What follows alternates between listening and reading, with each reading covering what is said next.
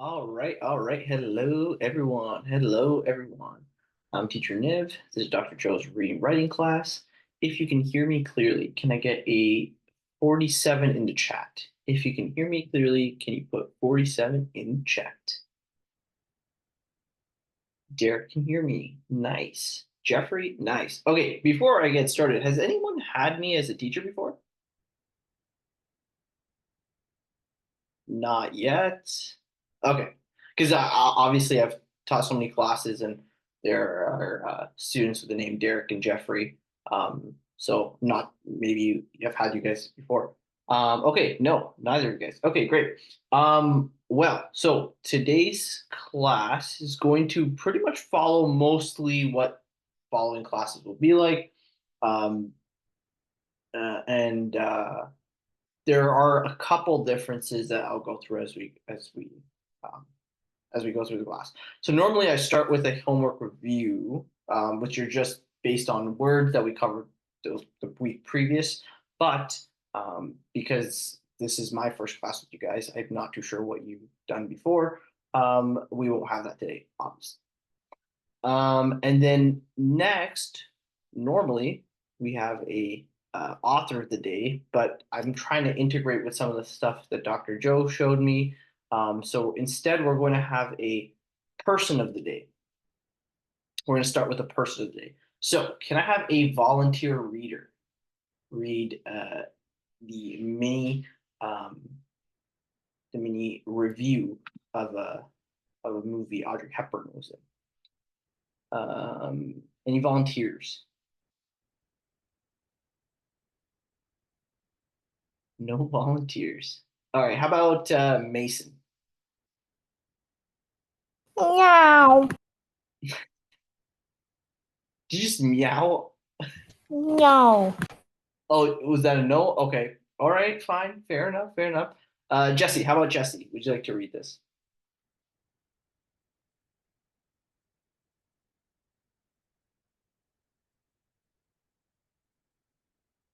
Okay, Jeffrey, go for it. Audrey Hepburn. Miss Hepburn is so winning in her youthful innocence and gaiety, so wistful when things go badly that her impact on the jaded Cooper is easy to understand. Once again, she will move her spectators to laugh and cry at almost the same time. William K. Kinzer, New York Herald Tribune, in a review of Love in the Afternoon. Awesome. Okay, so there are a couple of key words here. Um, Guy, jaded, and oh, this is a pretty big class. And wistful. Does anybody know what these words mean? Anyone want to take a guess? If no one raises their hand, I'm just going to pick someone. So let's try Camilla. Camilla, would you like to try what guiding means? Make a wild random guess.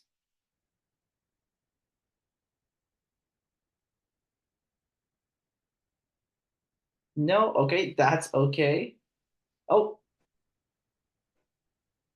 your microphone symbol is on, but I can't hear you if you're talking.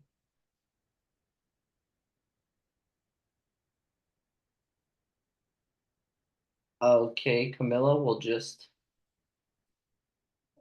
reveal the answer there. Camilla, would you like to read the definition?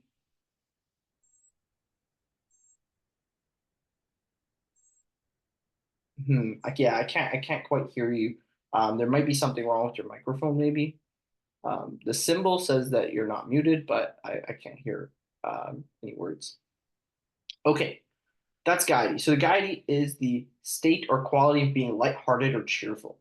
So someone just very positive, happy, joyful, right? Wistful. So wistful when things go badly. Can I have someone make a guess on what that might mean? How about Eric?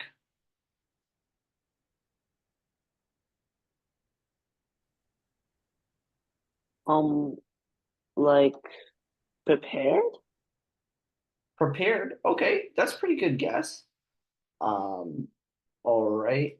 I'm not too sure if I said Eric or Derek there, but that's fine. Wistful. So having or showing a feeling of vague or regretful longing, right? Um, so that's a little bit of a confusing definition. Does anyone want to break that down? What else might that make mean in the context?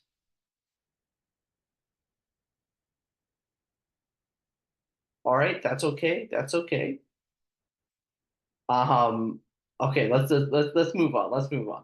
So, jaded is tired or bored or lacking enthusiasm, typically having had too much of something. Um, so her impact on the jaded Cooper is easy to understand. It's just talking about how Cooper, another actor in this um, movie, might have been uh, jaded, and she sort of carried the film.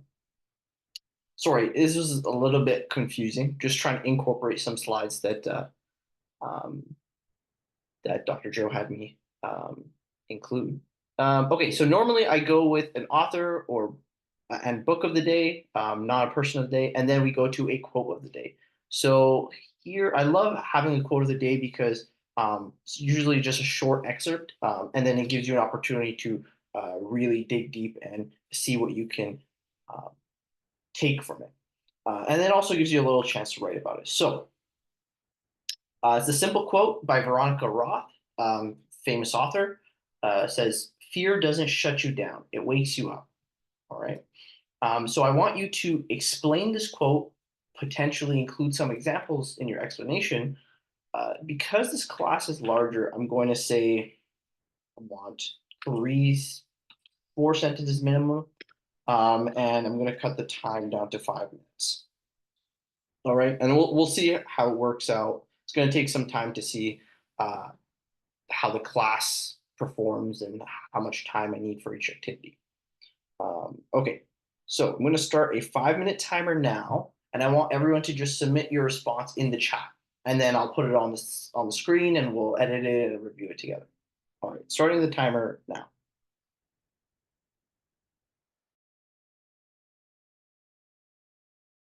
Oh, and when I turn on timers and stuff, I'm still here. So if you have any questions, feel free to just turn on your mic or um, direct message me or something like that if you have any questions.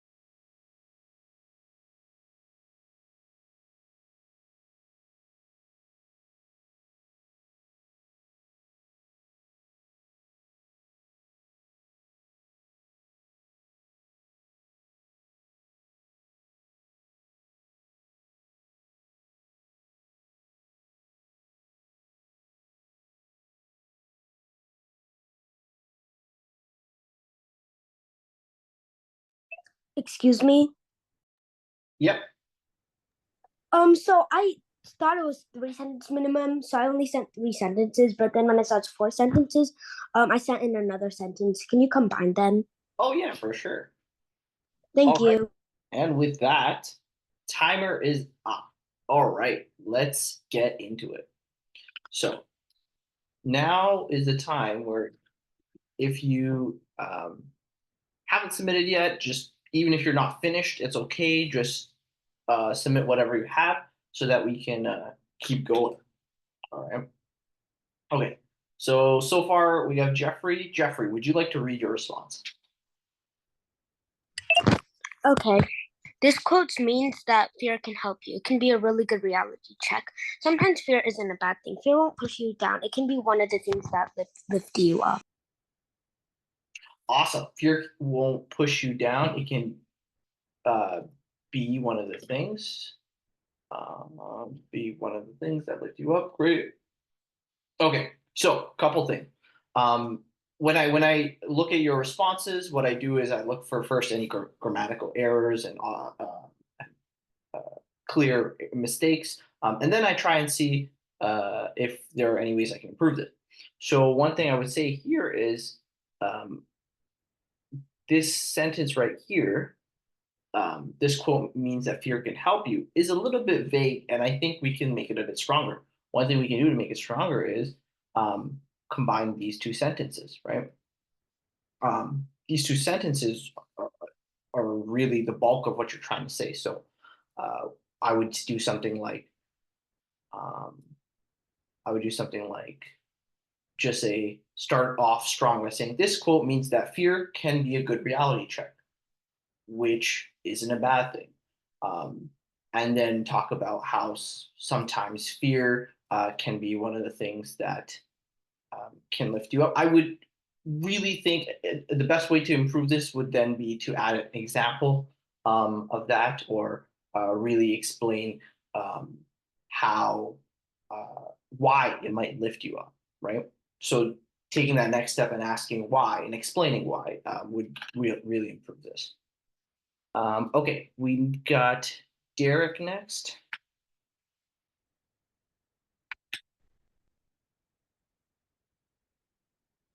Okay, Derek, would you like to read yours?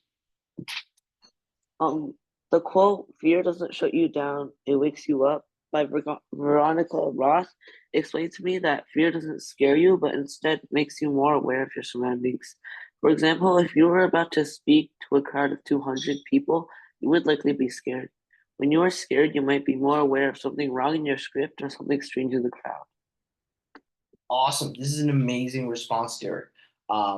Great stuff. The reason I think this is a great response is one, you included the quote itself with perfect punctuation, by the way. This is solid.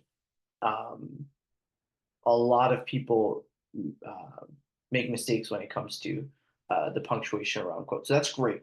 And then you have a very clear general statement of what it means, an example, and really explain that example. That's actually the best structure for answering a question like this, in my opinion.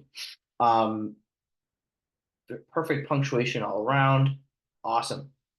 The only thing that I would that struck out to me as something I would do to improve this or change would be getting rid of the to me. I know you're trying to say it's sort of your opinion, but I think that we can do without it. Now, what is okay? Perfect. I always forget the command to do the cross out. So yeah, that's something I would change here. Just get rid of that, and then I think it's great afterwards. And your explanation is very clear as to a clear example, as to this clear example of when you might be afraid and when it could actually improve your speech or your performance. Okay, we have a pretty large class, 7. Do we have more responses? Okay, we got Eric. Has anyone had me as a teacher before? I know Jeffrey and Derek said no, but anybody else? No? Okay. All right, Eric, would you like to read yours?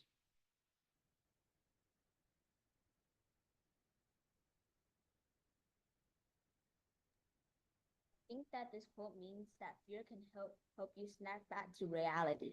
When you are afraid of something, you tend to get more alert. This causes your brain to react faster. Awesome, awesome, great stuff, Eric. So I think this quote means that fear can help you snap back to reality.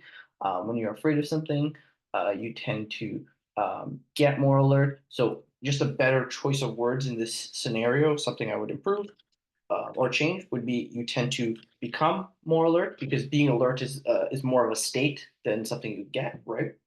Um, so that's just something. This causes your brain to react faster. Great, great. I do really like your response structure here. Snap back to reality. When you're afraid of something, you need to be more alert. Um, I think we could probably combine these two sentences. Generally, so just a general fundamental rule when writing is we want to be concise but clear, right? So if these two sentences are very closely related and they sort of um, this causes your brain to react faster, and you're directly talking about the state of being alert. This sentence isn't too long. This sentence is pretty short. It makes more sense to combine these two.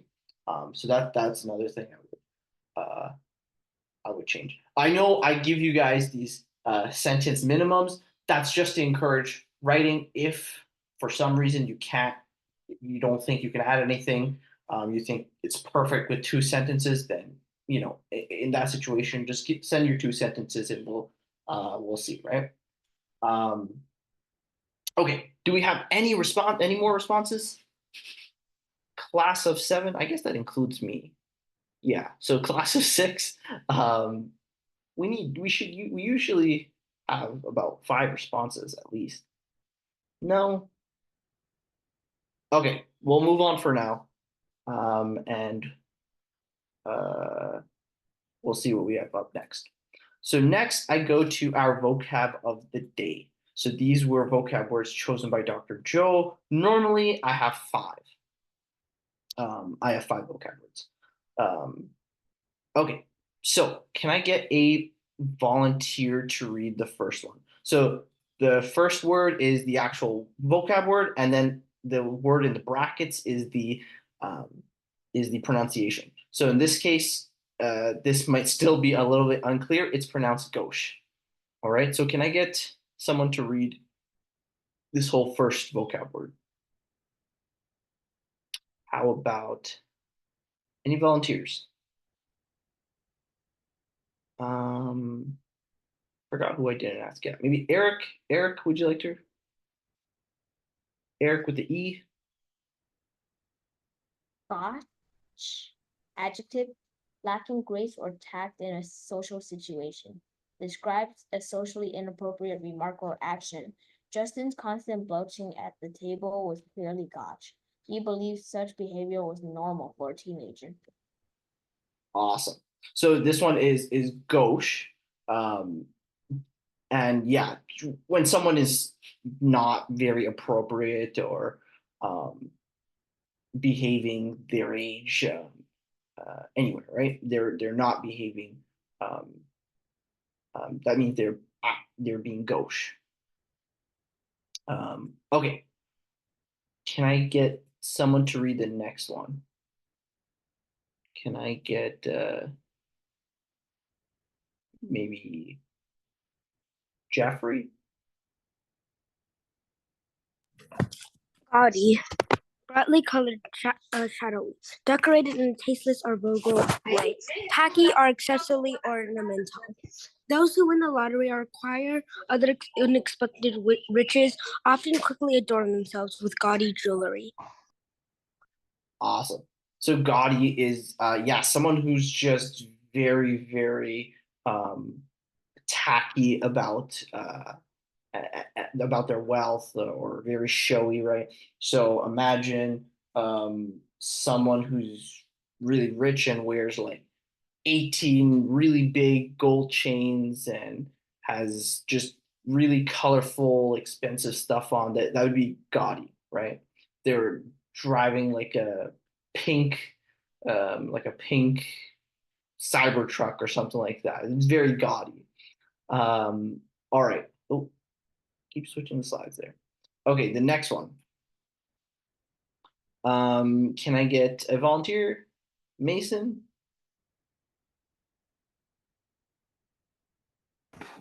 What? Can you read the highlighted section here? Genteel, adjective, refined, good mannered, typical of high social standing, overdoing the refined behavior considered typical of the upper class. Cynthia took care to make sure she ate properly and conversed politely at her first experience with her genteel future in-laws. Awesome.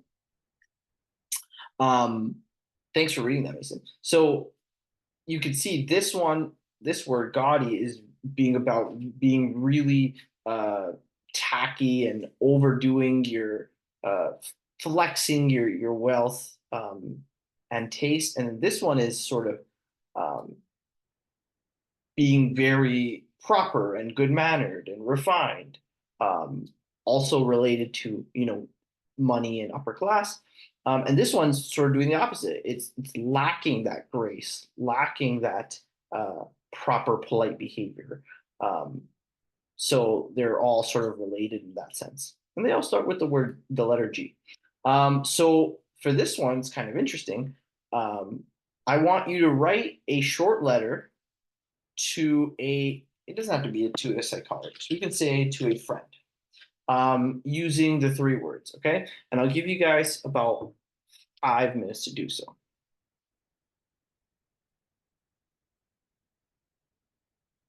Starting the timer now. And I would like more responses for this one, right? Don't be embarrassed to try, even if you're not fully sure if your sentence is correct or anything like that. It's all about trying, right? That's the whole point of the class.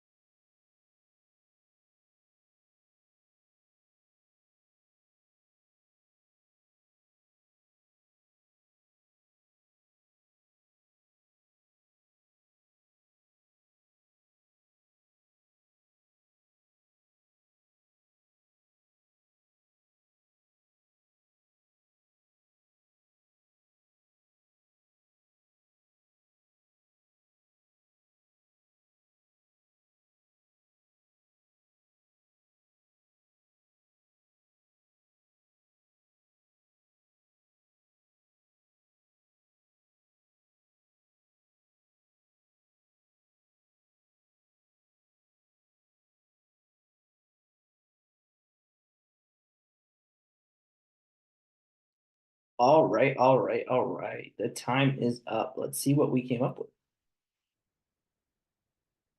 Okay, let's start with Jeffrey. Put this on screen. Jeffrey, can you read your response? Today I met the most gaudy person ever. He was flaunting off his wealth, and he was so obnoxious. His mom was so much better. She was genteel and overall really kind. I also met an overly gauche person. He was wearing clothes with large holes and didn't seem to care. Awesome, interesting. Okay, great.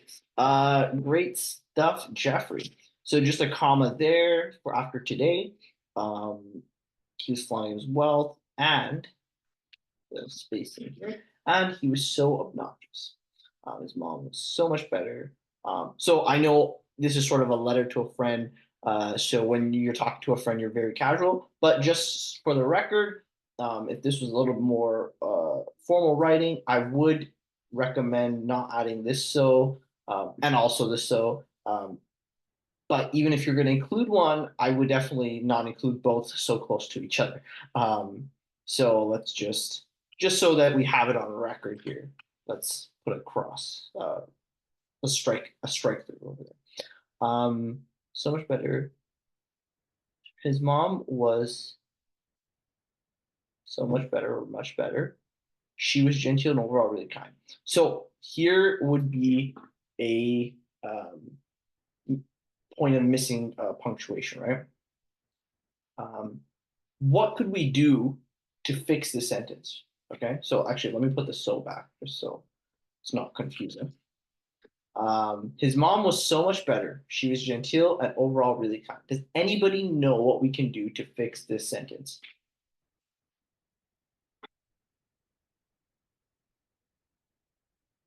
So the issue is there's two independent clauses.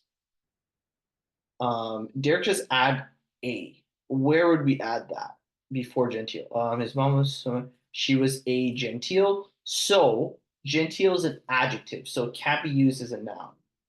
So we couldn't say we wouldn't be able to say a genteel, right? We could say she's a genteel person.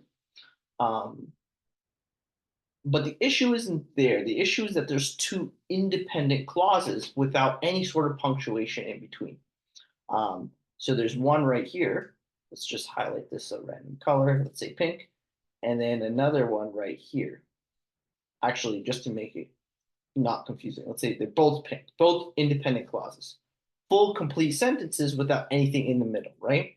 So something we can do over here is add a period, add a semicolon, or add a coordinating conjunction and a comma. Now, did anything I just said, was any of that confusing to anybody? It's not a problem. We'll go over all of those methods of fixing these sentences. I just want to know if okay. So we'll add a semicolon for now. Getting some responses. Okay, so there's a lot for us to review over the following weeks. No worries. But we'll add a semicolon for now, and this works. I also met an overly gauche person. He was wearing clothes with large holes and didn't seem to care. Awesome. Okay. Also, what we could do, what makes a little bit more sense, in my opinion, is to combine these two sentences. Sort of there's not really a need to have them separate, but that's fine. Do we have any other responses? I only have Jeffrey so far. And there's now 7 students in the class. 1 for 7 is a little bit too little. That's a problem.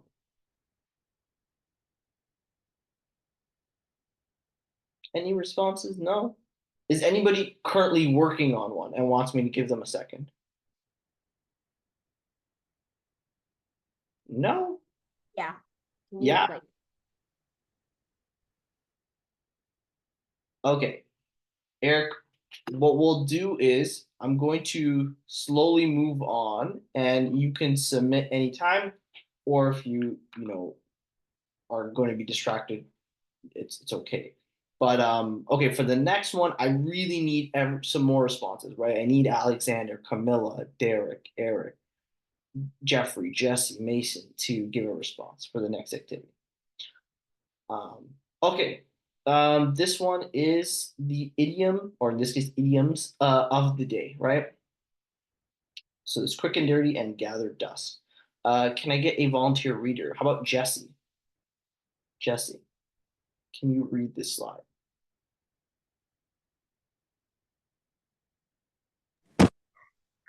Item of the day, quick and dirty. Definition, makeshift down and produce hastily. Example, a quick and dirty snow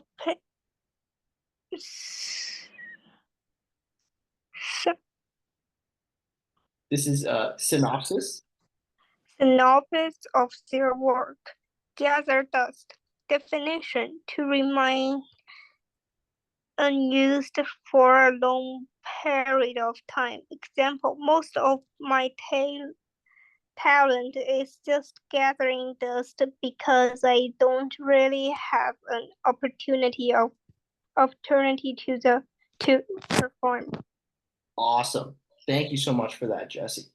So these are just two very short idioms. An idiom is just a short phrase that is very commonly used and has a meaning other than what it literally means, right? This is kind of this is kind of literal. Quick and dirty. Sometimes it's literal, but generally it just means you're doing something really quick, not really being meticulous about it. You're just trying to get something done, right? Even if it's a little messy, even if it's not perfect, you're just getting it done. Gathering dust if something doesn't, you don't use something for a long time, right? I haven't touched my PlayStation in forever. It's just sitting there gathering dust. Or I haven't used my car in forever. I just take the bus everywhere. So my car is just sitting there gathering dust. Even if, it's not actually gathering dust, you're cleaning it, whatever. It's just an expression or an idiom. So what I want everyone to do now is write about a special experience in your life by using the two idioms. So use these two idioms and talk about an experience in your life. It can be made up, okay? It doesn't have to be real. I just want you to basically have something to write about, just a general topic to write about, okay? So let's get rid of that special. No more than 100 words. You guys are probably not going to get to 100 words in a few minutes, so that's fine. I won't give you 7 minutes. I'll give you guys 6 minutes. And yes, so the wording can be changed slightly when necessary. So the thing about idioms is, although the idiom is gather dust, to gather dust, sometimes you can alter the idiom to make more grammatical sense, right? So if instead of saying, I just let my car gather dust because I don't use it. You could also say my car has been gathering dust because I don't use it, right? So you can change the ending to gathering or gather, etc., depending on the sentence you're using it in, right? Okay. So I'm going to give you guys about 6 minutes, and I really want everyone to give a response, right? Even if, right, this doesn't have a minimum. I don't have a minimum on this one. So I just really want everyone to respond, even if it's a short couple sentences or it's long, doesn't matter. Okay, starting the timer now.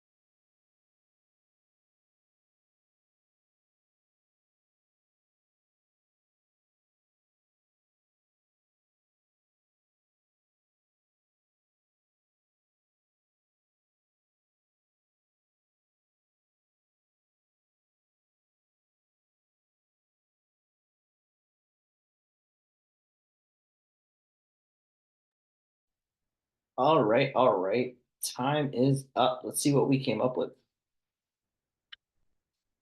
So actually, before we go into that, we have Eric's response from the last task. So since we didn't have too many responses, we'll put it up right now. So Eric, would you like to read this? Today, I decided to go to this gaudy restaurant. I was so excited about this trip but it took a turn. I met this God person. He was swearing really loudly and there was kids around, so everybody was disgusted by his actions. The genteel waiter politely asked him to leave, but suddenly the man got really hostile. The police had been called and he was escorted out. I wish he never experienced this again. Awesome, awesome. This is a great response there, Eric. One little thing here. You put a comma there. Today I decided I was so excited about this trip, but it took a turn. So because this is also an independent clause, meaning it's a full sentence, you just need to add a comma before this. But I met this gauche person. He was swearing loudly, and there was kids. There were because we're talking about a plural, right? So there were kids around, so everyone was disgusted by his actions. Kids around, so everyone was disgusted by his actions. The genteel waiter politely asked him to leave, but the man suddenly got really hostile.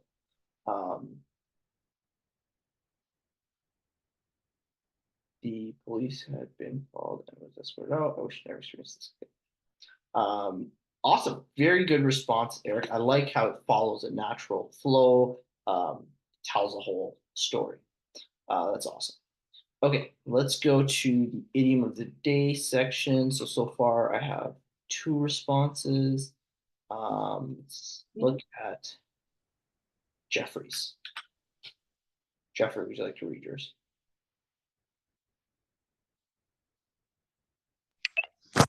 A few days ago, I was looking in my attic, seeing what I could sell in my garage sale, when I saw something glowing. It was a Clue flashlight that could make a bat symbol. It was gathering dust this entire time, and it seemed very cool. So I picked it up, quick and dirty. It was very cool. I sold it to a random guy that was walking his dog. He bought it for $20 and called it a day. I like how you included another idiom there, called it a day. You bought it for $20 and called it a day. Awesome. Okay, so I love how it tells a whole story. Those are my favorite kinds of responses.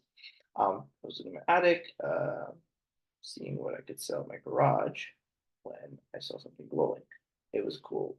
Okay, so this is a comma splice, right? You're using a comma to separate 2 independent sentences. So how do we fix that? No. Okay. You can put a semicolon here, that would work.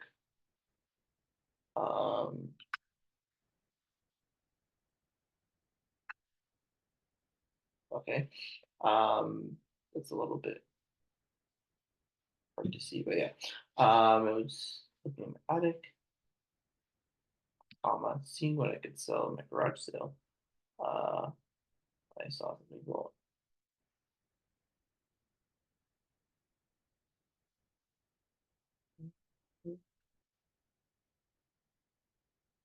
Look in my attic.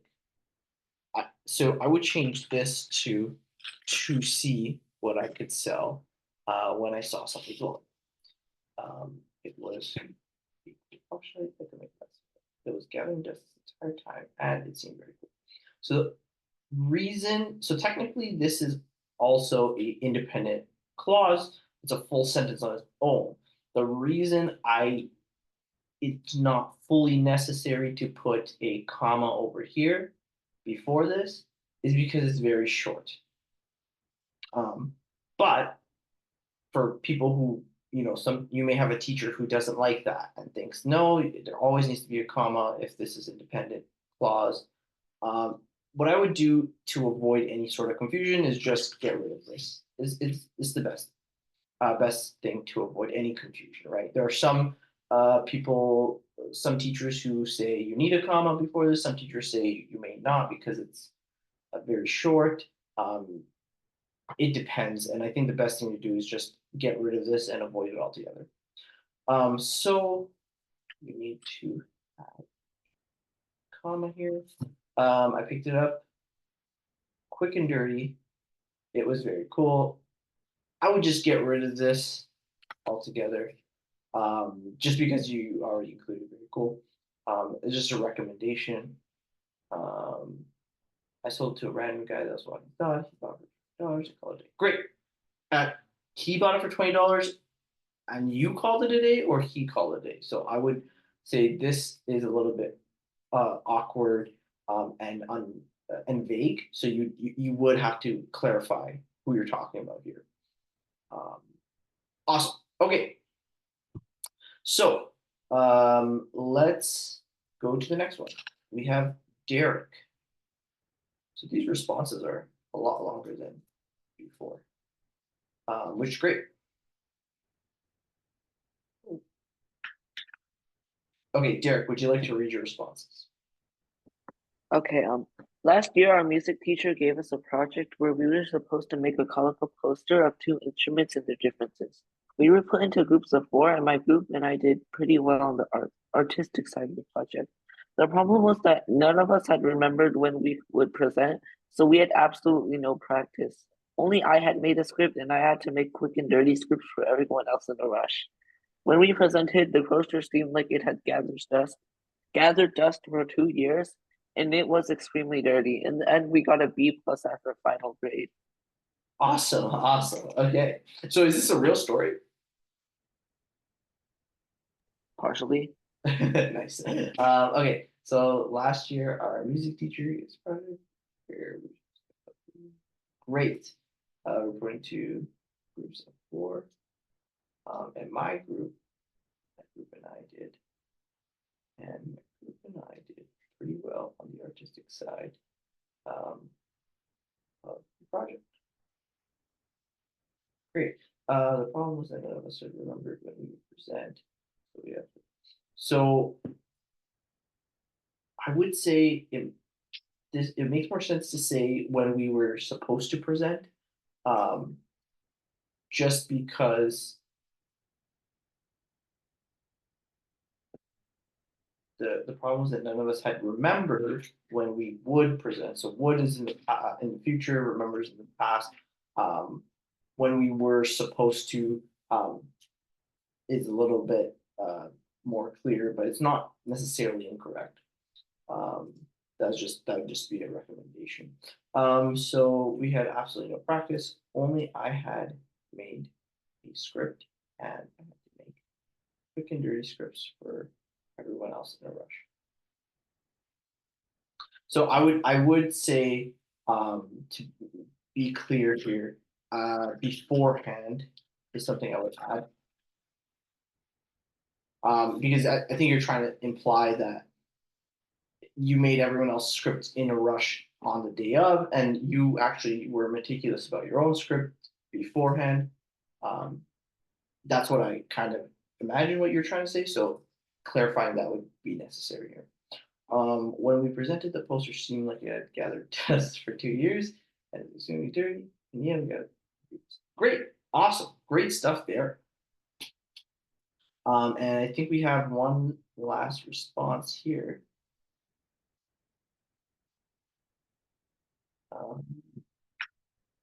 Okay, Eric, would you like to read your response? One time I went to the dollar store and I found a really cool toy. It was really cheap, so it was probably done quick and dirty. I decided to buy it anyway since it was cheap. When I got home and unboxed it, it worked for 1 day and it broke. Now I put it on a shelf and it's just gathering dust. Now it's put on the shelf, and now it is just getting awesome. So I went to the dollar store and found this really cool toy. It was really cheap, so it was probably done. It's probably, I would say made is a bit better, but It's okay. So it's probably done, made, quick and dirty. I decided to buy it anyway since it was cheap. When I got home and I had unboxed it, it worked for one day and put it on the shelf, and now it's just gathering. It's awesome. So yeah, again, I'll just put the comment here just because they're sort of two separate things that we're talking about here. So I think a comma it is due here. Okay. Great stuff, Eric. Great stuff, Eric. All right, we have another response. Alexander. So let me just copy this in. All right, Alexander, would you like to read your response?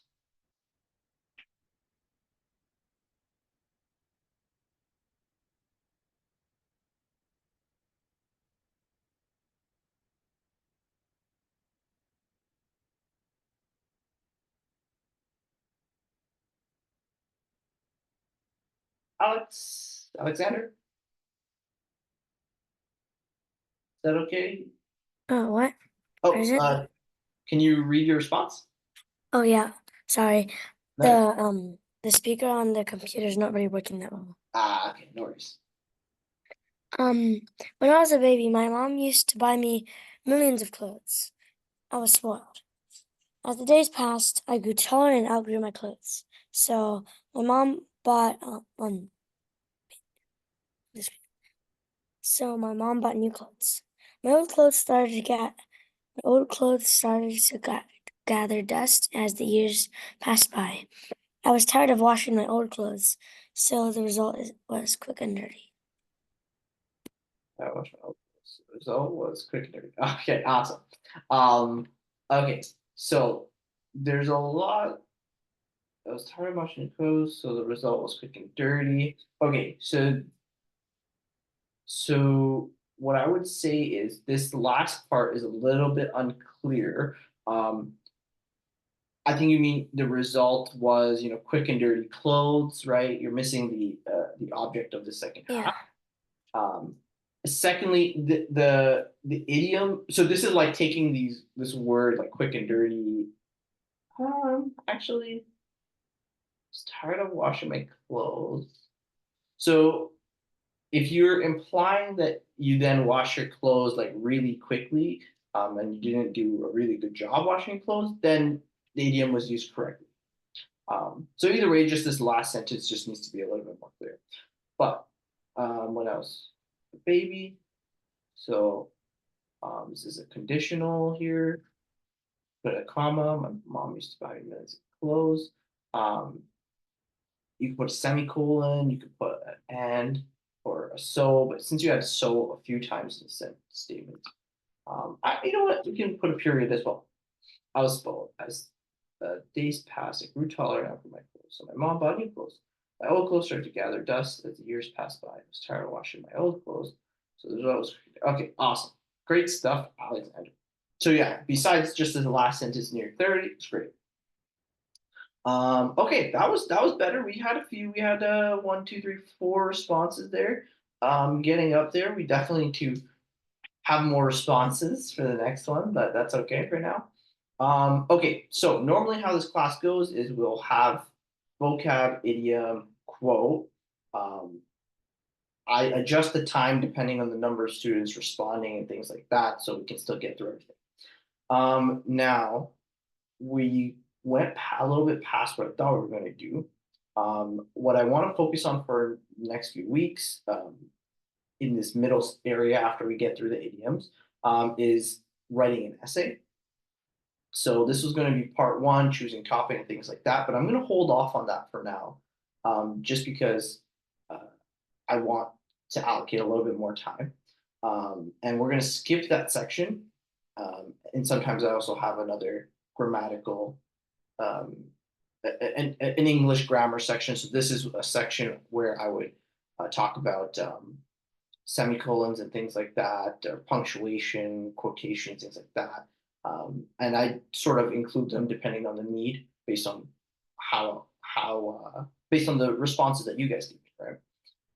Someone asks, "May I go to the bathroom?" Of course, go for it. And then if we have time, or what I usually do is I try and make sure we have time, we go to what I think is my favorite section of the classes, which is the article section. So the class is the reading and writing class. So this is the reading part, where I find a pretty cool article and we read it, analyze it, and then I ask you questions that really give you a chance to think, and then show your reading comprehension skills and show off a little bit more of that writing, right? Okay, so the article of today is called "Do You Spend Enough Time in the Dirt?" The subtext is scientists say that feeling the earth can be good for our bodies and minds. When was the last time you got your hands dirty? So, can I have a volunteer reader?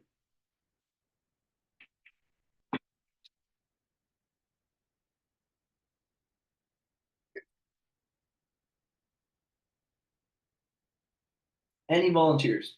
How about Camilla? Would you like to give it another try?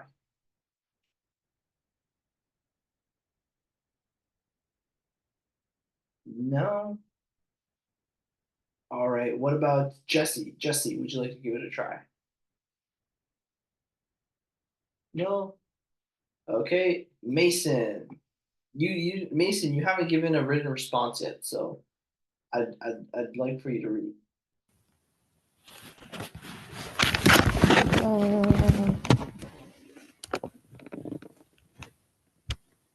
What? Can you read the slide? Okay. And how often do you spend time in the dirt? Have you ever walked barefoot on the ground or stick your hands in soil while gardening or working outside? Do you get muddy while mountain biking, hiking, or camping? What if you knew that regular contact with dirt could improve your physical and mental health? Would you like to try and to get your hands dirty more often? In A Little Bit of Dirt is Good for You, Holly Burns writes about how soil can benefit things in your mood and your microbiome. Scientists have long known that a little dirt can be good for you. Research has suggested that people who grew up on farms, for instance, have a lower rate of Crohn's disease, asthma, and allergies, likely because of their exposure to a diverse array of microbes. Awesome. Uh, Mason, before you go, let me ask you this. Do you get muddy and you go outside and get your hands dirty? Maybe, Maybe. maybe not. Do you do a lot of outdoor activities? Maybe. Maybe. All right. So, do you know what the word microbiome means? Does anybody know what the word microbiome means? Actually, I'm a nerd. You're a nerd? So does that mean you know what it means? Yes. So, can you explain to the class what it means? No. Okay, so Mason is a nerd who likes to keep all his information to himself. That's something we've learned today. Does not like to share his knowledge. All right, so microbiome is the sort of the array biome of bacteria in your body. Usually, when we talk about microbiome, we're talking about the bacteria in your gut, right, your intestines. What a lot of people don't know, maybe, is that there are a lot of bacteria in your gut, and it helps break down your food and helps you get the nutrients out of the food and things of that nature, right? And it's super important. There's studies every day coming out about how important your microbiome is for your mood, for your overall health, for your um, brain development, things like that, right? Um, Weight control, all those things can come back and are related to microbiome. And anyways, Holly Burns talks about how soil can affect your mood and your microbiome. So getting dirty, getting in there. Okay, show of hands. So is there still is there a raise hand function still here? Okay, so Jeffrey has showed that the raise hand function still exists. I don't know where it is. I guess it's not on mine. Everyone who goes outside and spends some time in the dirt at least once a week, put your hands up. You know, like you go outside, you play in the playground, or you someone's Derek says, I can't, I got homework. Okay, we got to once a month. How about once a month? At least you go hiking or you go I don't know, doing some sort of outdoor activities where you get a little dirty, right? Play soccer or something like that. Okay, y'all touch grass. Apparently, Eric doesn't. Eric's hands are still down. Yeah, you guys have to touch grass. It's very important socially and for some of these other things that we're going to talk about. Okay, let's go. Eric, since you don't touch grass, can you read this? When you're touching soil or even just out in nature, we're breathing in a tremendous amount of microbial diversity, said Christopher A. Lowry, a professor of integrative physiology at the University of Colorado Boulder. Awesome. Can you actually read this first part? Sorry, I think I put my mouse over the last paragraph. In the 1970s, scientists even found a soil-dwelling bacterium called Microbacterium vaccae that has an anti-inflammatory effect on our brains, possibly both lowering our stress and improving our immune system response to it. More recently, there's been an explosion of interest in the human microbiome, with people taking probiotics, seeking food with live cultures, and rewilding in microflora.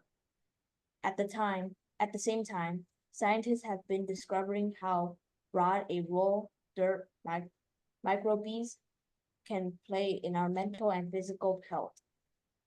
Awesome. So this is just dirt microbes. Awesome. Thanks for reading that, Eric. So yeah, very interesting. So there's soil-dwelling bacterium that has anti-inflammatory effect on our brain. What does the word anti-inflammatory mean? Does anybody know? Jeffrey. Non-flammable? Very close. Oh, Mason also has his hand. Mason. Not telling again.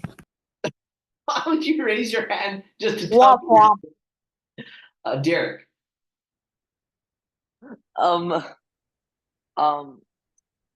It protects our brains. Yeah, very good. It protects our brains from inflammation. And inflammation in a very broad sense just means sort of like swelling, right? So if you get punched in the shoulder and it starts to swell up, that's inflammation. So some inflammation can be good because it usually just means you're recovering, but too much inflammation can be bad. And headaches are usually caused by inflammation of the brain. And so this bacterium in the soil has an anti-inflammatory effect on our brain, possibly lowering stress and improving our immune response to it. Very cool. And yeah, who here has parents and stuff who says we need to have more probiotics and prebiotics? Anybody? Jeffrey's, yeah. What does that even mean? Very good question. A probiotic is something that will usually has microbacteria inside of it, and then you eat it and it's good for you. A very, very, very common example of a probiotic is yogurt. Right? Yogurt is made by bacteria having its way with eating up and having effects on milk, I believe. So, but it's good for us, right? Yogurt is good for us because it has all those microbes, and then we eat those microbes, and they stay in our gut and they help us. So that's an example. Things like kimchi, right? Those are also fermented things, so they also have microbes that are help our gut. Okay, and last slide here. Any volunteers? The last slide, very short.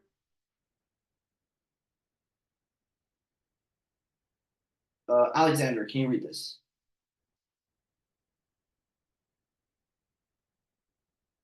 Okay, that's okay. Jeffrey.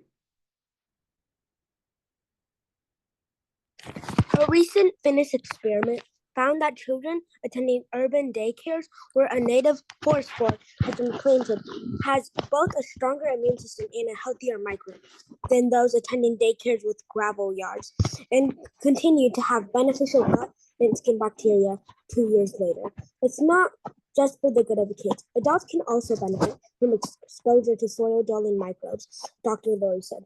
So this spring, make a little time to go outside and get green. Get grinding. It's just another word for getting a little dirty, right? Awesome. So yeah, not just kids, but for adults too. It's very good for you. And yeah, daycares where a native forest floor had been planted. So I guess they're dealing with actual soil and trees and things like that. They're stronger immune system and have a healthier microbiome. Okay, so let's start with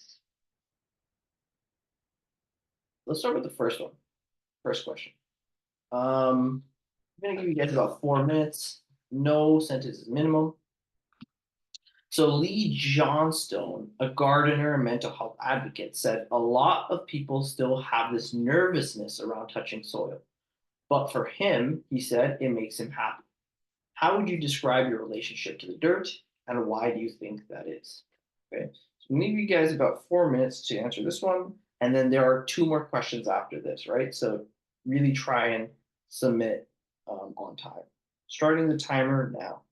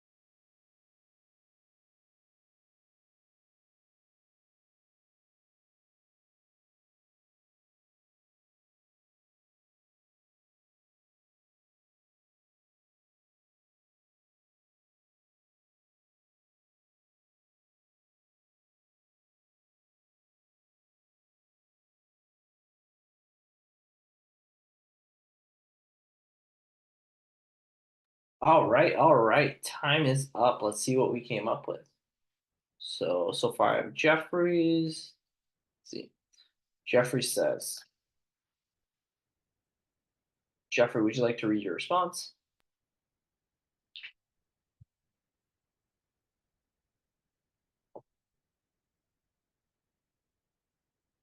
Jeffrey, I can't hear you.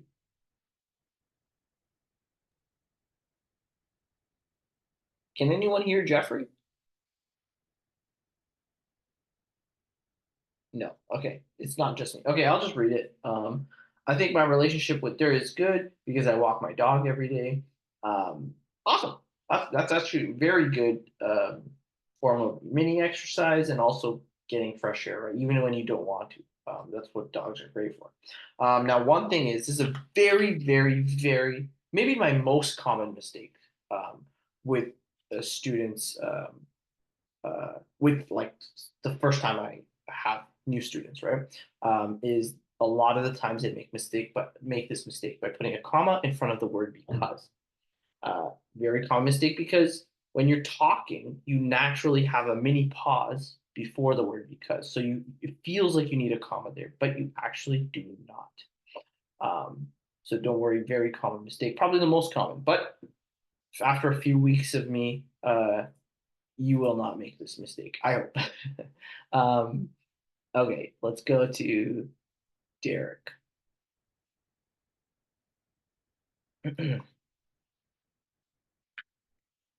All right, Derek, would you like to read your response? Um, in my opinion, I tend to dislike dirt, but in certain situations, I'm okay with it. For example, if I saw dirt on my bed, I would dislike it, but if I was gardening and had to get dirty, then I wouldn't really mind. Awesome, awesome. So in my opinion, I tend to dislike dirt. So dirt on my bed, I would dislike it. But it's dirty. Awesome. Yeah, for sure, right? Um, I think I tend to hope that most people feel the same way about dirt on the bed, right? And it's good that you're out gardening. So how often do you garden, Derek?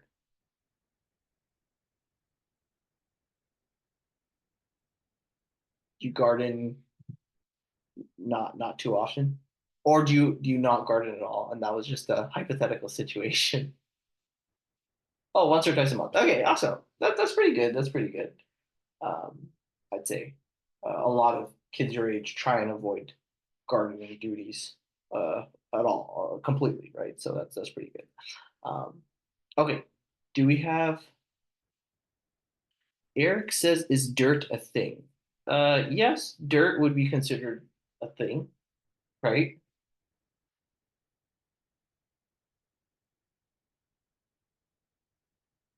Okay. Let's move on to the next question.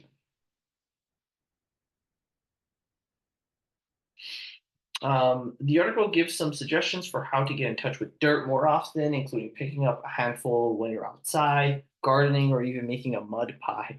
Which of these activities might you like to try? What other ideas do you have? Right.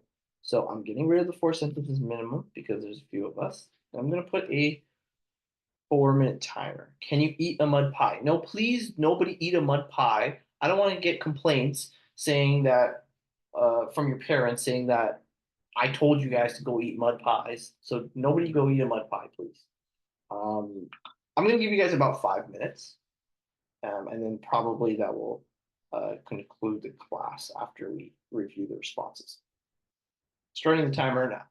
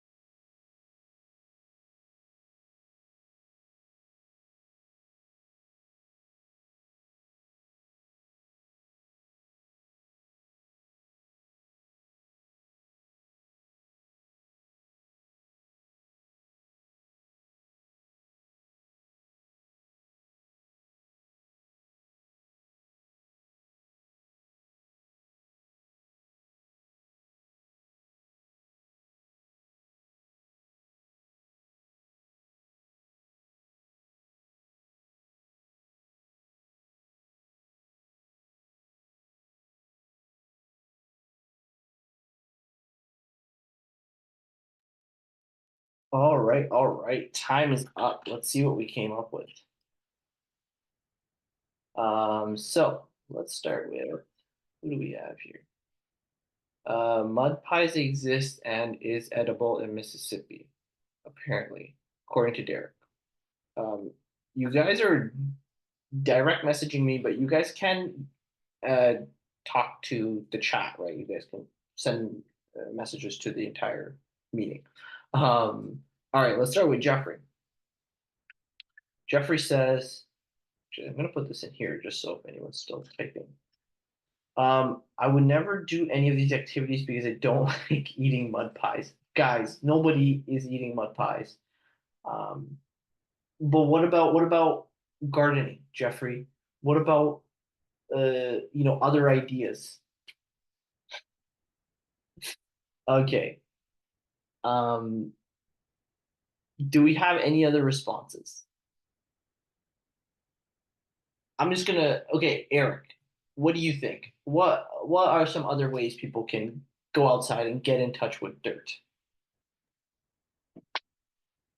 Um,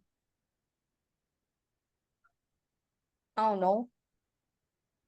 All right. Well, what about a picnic outside, right? You sit on the grass, maybe on a blanket. Jeffrey says sports like soccer. What's a Perfect. picnic? Pardon? What's a picnic? Picnic?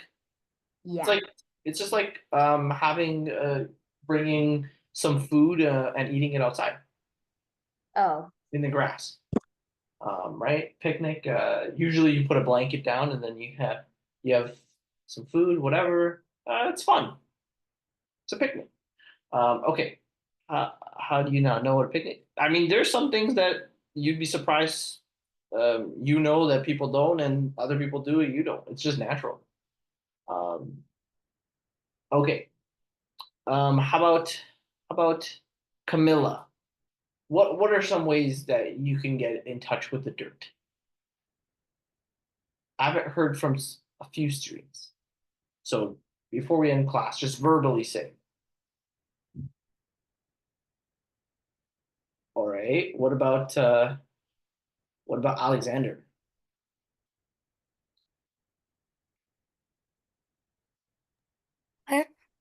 What? What are some ways you can get in touch with, like go outside? What are some things you can do outside that will get you in contact with dirt? If it could would it be the same if I said something about mud? Yeah, sure. If it was a rainy day and like it got all the dirt wet and it just became mud and I Yeah. started running around and then my shoes could like make the mud go flying in the sky and then it gets on me. Yeah. Yeah, you Or can maybe a do. sport like soccer. And sports like soccer. Yeah, nice, nice, awesome. Thank you, Alexander. I thought you were going to say mud pie. I really thought you were just reeling me in to say eat a mud pie or something. Um, okay, Eric says, I would like to try none of these. Um, since dirt is dirty. According to wise man, you can't eat mud pies. Yes, very good. I think you can't eat mud pies because you might get meningitis. Sure. I'm not too sure if that's specifically what you will get, but you probably get some sort of illness. Okay, so that's how the class is normally structured. The next time you guys see me, we'll do some essay. We'll focus on essay writing. We'll start with quote, then idioms or vocab, then essay writing. Then if we have time, we'll go to a different article. Um, and then there is a homework question. So this question is, teens today most likely have less freedom and independence than their parents did when they were teens. Do you think that's true for you? Why or why not? Teens or kids, doesn't really matter. Um, and so this is due on the writing form. Does everyone know what the writing form is?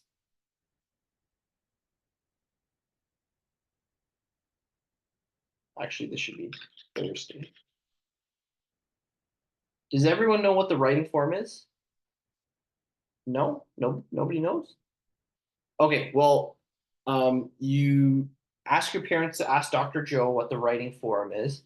And it's basically a place where you guys, it's like where you submit one homework question, right? So in this case, you answer this question, max 350 words, and you submit it to the forum, and then you get graded on it, and it gets reviewed, right? Not really graded, it's more reviewed and edited. And it's just so you have something to work on throughout the week, potentially, right? And then, yeah, that is all for today, guys. Not Tuesday, it should be Thursday. So that's all for today, guys. I'll see you next Thursday. Have a good one. And yeah, I'm gonna end the call here.